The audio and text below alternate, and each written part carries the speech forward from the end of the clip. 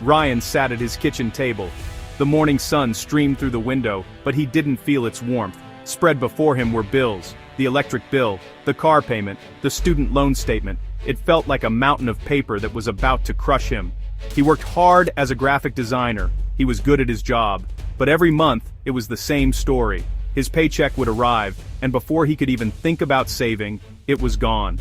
The money flowed out of his account like water through a sieve, leaving him with just enough to scrape by until the next payday. This wasn't living. It was just surviving, and he was getting tired of it. He sipped his lukewarm coffee, the bitter taste matching his mood. He remembered his dreams from college. He had imagined a life of freedom, a life where he could travel, maybe start his own design firm, and not worry about an unexpected car repair sending him into a panic. But the reality was so different. His reality was a constant, low-level anxiety. It was the fear of his debit card being declined. It was saying no to dinner with friends because his budget was too tight. He was trapped on a financial treadmill, running as fast as he could just to stay in the same place. It was an exhausting, soul-crushing cycle that he saw no end to. The frustration was building inside him like a pressure cooker. He was doing everything he was supposed to do. He had a good job. He paid his bills on time. Yet, financial security felt like a distant fantasy, something reserved for other people. He saw friends on social media buying homes and going on vacations. How were they doing it?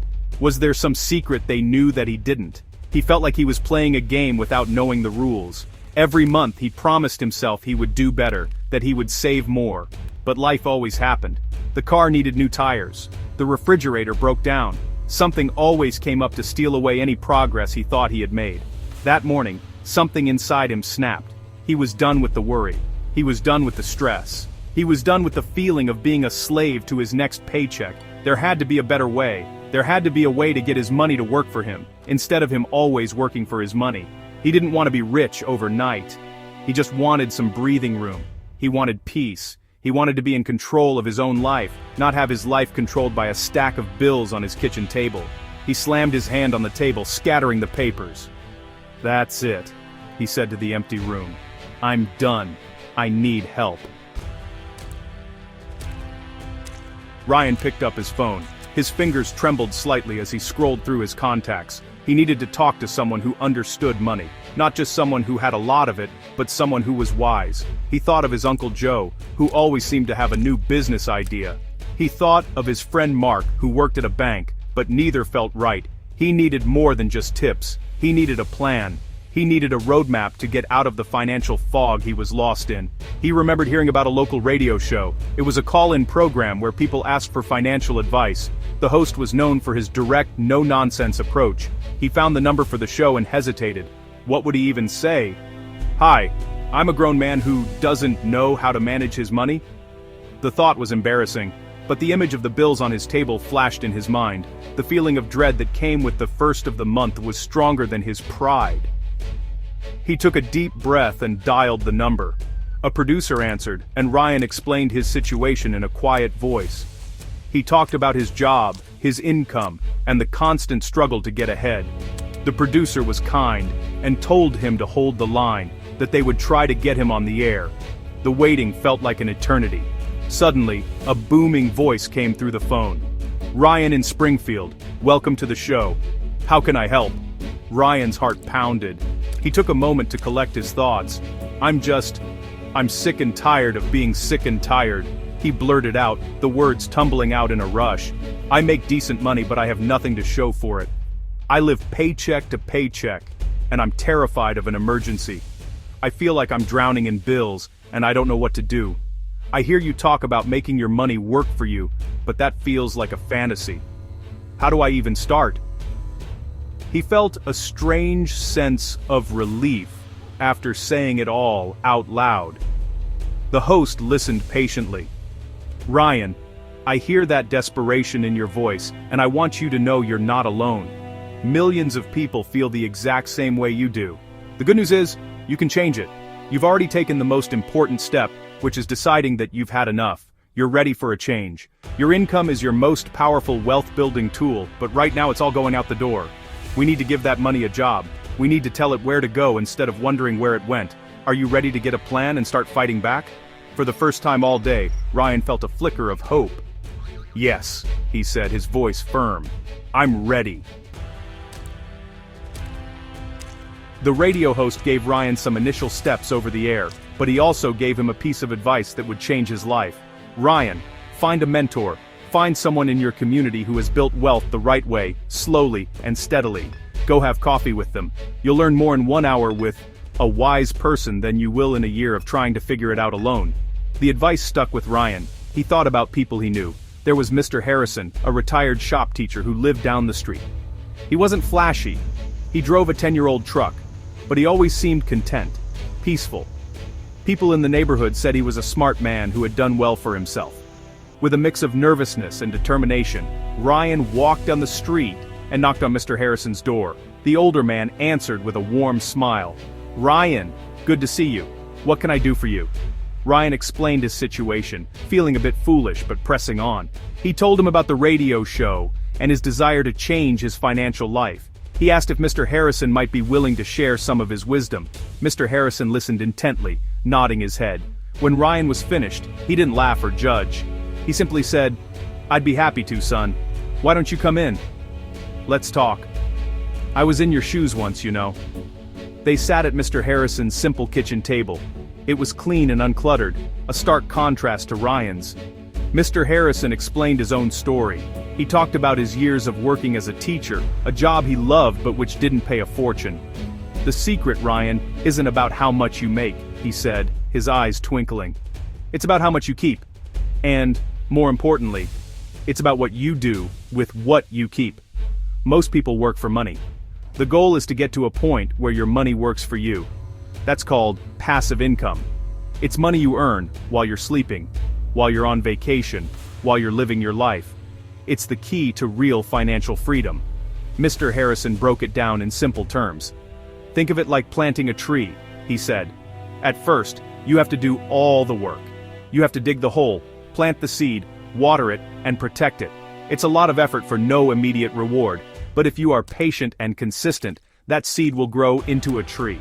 And one day, that tree will start producing fruit all by itself. You won't have to do anything, and you'll still get apples every year.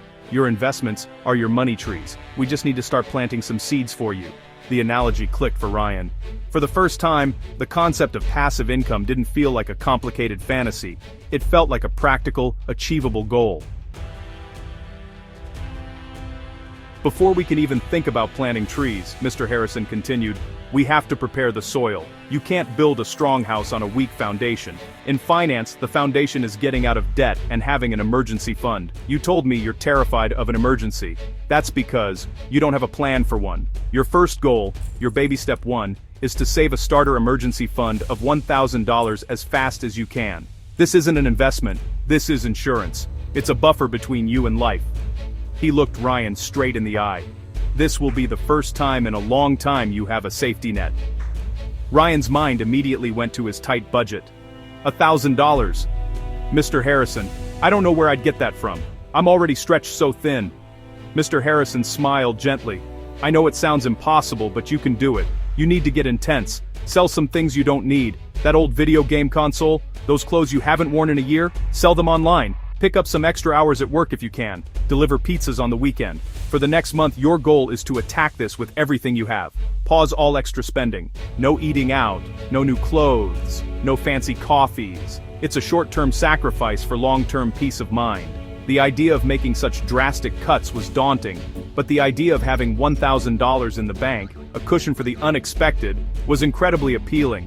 It would be a tangible sign of progress. It would be a victory. Mr. Harrison explained that this emergency fund would break the cycle of borrowing. When the car breaks down next time, he said, you won't have to put it on a credit card and go deeper into debt. You'll just pay for it with your emergency fund. Then, you pause your other goals and focus on building that fund back up to $1,000. This single step will change your entire mindset about money. You'll finally feel like you are in control. Ryan went home that day with a clear mission. He created a bare-bones budget, cutting out everything that wasn't essential. He went through his apartment and gathered a pile of things to sell. He listed them on Facebook Marketplace and was surprised at how quickly the money started to add up. He canceled his streaming subscriptions and started brewing his own coffee at home. It was hard work, And it wasn't fun. But with each dollar he added to his savings account, he felt a growing sense of empowerment. He wasn't just surviving anymore, he was fighting. He was building his foundation, $1 at a time.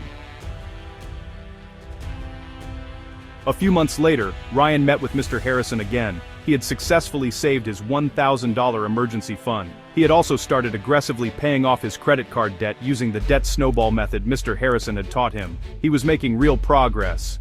"I feel so much better," Ryan said. "But I'm still just working for my money.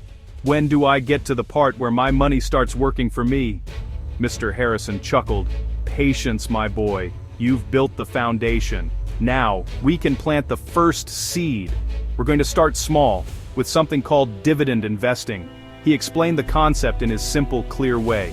When you buy a share of a big, stable company, you own a tiny piece of that company. Some of these companies are so profitable that they share a portion of their profits with their owners, the shareholders. That payment is called a dividend. It's like the company is sending you a thank you check just for being an owner. It might only be a few cents or a few dollars per share at first, but it's true passive income. It's money you earn without lifting a finger. Ryan was fascinated. It sounded like the apple tree Mr. Harrison had described. "But isn't the stock market risky?" Ryan asked, his old anxieties creeping back in. "I don't have a lot of money to lose." Mr. Harrison nodded. "That's a very wise question. Yes, investing has risks. That's why we don't gamble.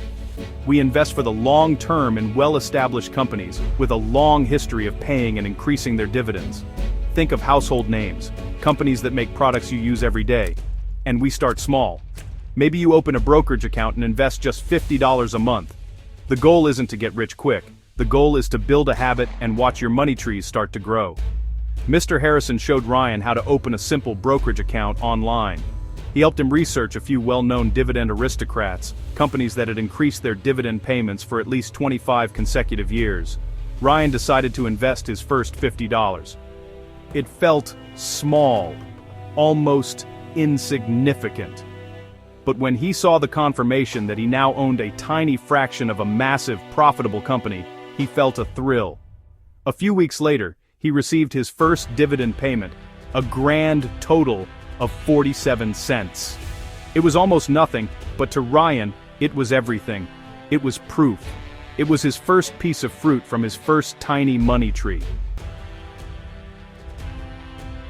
As Ryan continued to pay down his debt and consistently invest a small amount into dividend stocks each month, his confidence grew. He met with Mr. Harrison regularly, and their conversations expanded. "Your dividend stocks are doing great, Ryan," Mr. Harrison said, one afternoon. "They are one type of plant in your financial garden, but a healthy garden has a variety of plants. It's time to think about adding another one. Have you ever thought about investing in real estate?" Ryan laughed. "Mr. Harrison, I can barely afford my rent. How could I possibly afford to buy a whole property?"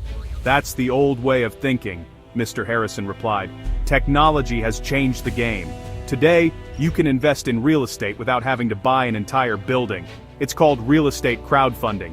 Think of it like this. Instead of you buying a whole apartment building for $1 million, you and 1,000 other people each put in $1,000. A professional company manages the property, collects the rent, and pays for repairs. Then, they distribute the profits to all the investors. You get the benefits of being a landlord, the rental income, without the headaches of being a landlord. The idea was revolutionary to Ryan. He had always associated real estate with huge down payments and the stress of dealing with tenants and toilets. Crowdfunding made it accessible. "So, I could own a piece of a big commercial building for just a few $100s, he asked, intrigued. "Exactly," said Mr. Harrison. "You can go online, look at different properties available for investment, like office buildings, apartment complexes, or shopping centers, and choose where you want to put your money. Just like with stocks, you start small, and you do your research. Look for platforms with a good track record and experienced management teams." Following Mr. Harrison's guidance, Ryan began researching different real estate crowdfunding platforms. He was amazed at the level of detail they provided about each investment opportunity. He decided to take a small portion of his investment budget, just $100, and invest it in a project that owned a small apartment complex in a growing city. It was another small step, another seed planted in a different part of his garden. Now, every month, In addition to his small dividend payments, he received a tiny deposit from his real estate investment. His passive income streams were growing, slowly but surely. He was no longer just working for his money. His money was officially working for him in two different ways. One Saturday, Ryan was at Mr. Harrison's house, helping him in his actual garden. As they pulled weeds, Mr. Harrison shared another piece of wisdom. "Ryan, building wealth is a lot like this garden," he said, holding up a weed. "If you ignore it, the weeds of ignorance and bad habits will grow and choke out your plants. You have to tend to it constantly. Your greatest tool, even more than your money, is your mind. You must commit to being a lifelong learner. The world of finance is always changing. The more you learn, the more opportunities you'll see, and the fewer mistakes you'll make." Ryan had been so focused on the practical steps of saving and investing that he hadn't thought much about his own financial education. He had been relying entirely on Mr. Harrison's advice. "Where do I even start?" he asked. "It all seems so complicated." Mr. Harrison smiled and wiped the dirt from his hands. "It's simpler than you think. Start by reading. Read one book a month about personal finance or investing. Listen to financial podcasts on your way to work. Follow smart financial bloggers and news sites. You don't have to become an expert overnight. The goal is to learn a little bit more each day. The knowledge compounds, just like your money," Mr. Harrison explained. "The first book you read might teach you about budgeting. The next might teach you about index funds. The next might explain different types of retirement accounts, like a Roth IRA. Each piece of knowledge builds on the last. Soon you'll be able to understand financial news, evaluate investment opportunities on your own, and make confident decisions without needing to ask me or anyone else about every little thing. You'll become your own best financial advisor. That is true power." Inspired, Ryan went to the library that very afternoon. He checked out a classic book on personal finance that Mr. Harrison had recommended. He started listening to a daily financial news podcast during his commute. At first, many of the terms were unfamiliar, but he kept a notebook and looked up what he didn't understand. Slowly, concepts like asset allocation, net worth, and compound interest went from being intimidating jargon to familiar tools in his mental toolkit. He was no longer just following a plan. He was beginning to understand the principles behind the plan.